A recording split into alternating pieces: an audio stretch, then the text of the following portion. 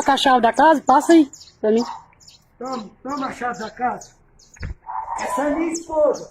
Passa. Só pra vocês entenderem, Passa a chave da casa. ela saiu 9 horas da noite Eu cheguei agora há pouco. e chegou agora há pouco, 6 horas da manhã. Eu vi a polícia ali na outra rua. Eu falei pra polícia, eu não vou fugir de vocês não. Eu não tenho medo de polícia. Eu tô indignado. Que eu passei com a bicicleta roubada ali. Eu falei, a bicicleta. Policial, o cara roubou a bicicleta na minha casa. Eu achei o carro. Você não tem onde criar.